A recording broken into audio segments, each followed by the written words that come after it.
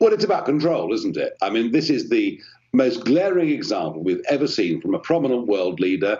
Von der Leyen is the president of the European Commission, 450 million people living within that union.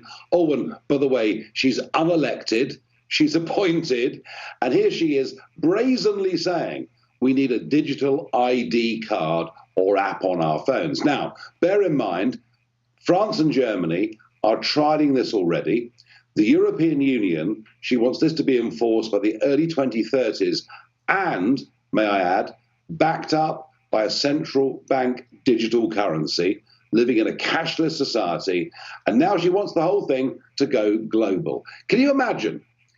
On this ID card will be not just your date of birth, your gender, your eye color, your height, your approximate weight.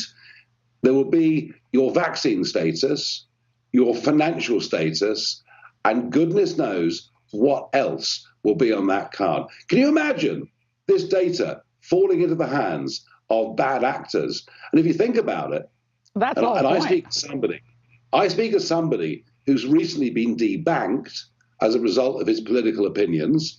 And this is happening in America too, as you well know, to lots of people. If we're not careful, we head towards a Chinese-style social credit system where unless you go along with the views of a day, you become a non-person. I cannot think of a more dangerous initiative than this. Yet the odd thing is you've picked it up and you tweeted about it earlier on today, but the rest of the world's media are simply ignoring it.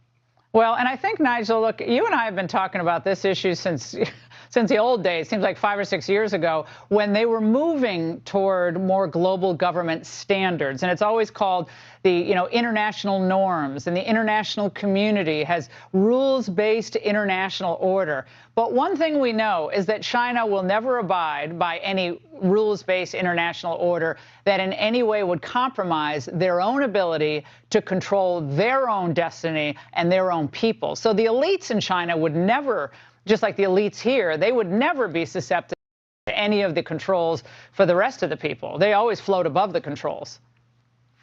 Yeah, I mean, look, for all his faults, President Xi believes in China and believes in the Chinese people. And the same goes for India and many other great countries in the world. The problem we've got is we have to ask a question whether our leaders actually believe in our nation, because they're prepared to surrender sovereignty to the World Health Organization, the United Nations, the EU, and goodness knows what comes after that. And the truth of it is, the world will be a better, more prosperous, peaceful place if democratic nation states cooperate and trade together, not give away their powers to unelected bureaucrats. And that was the Brexit message all those years ago.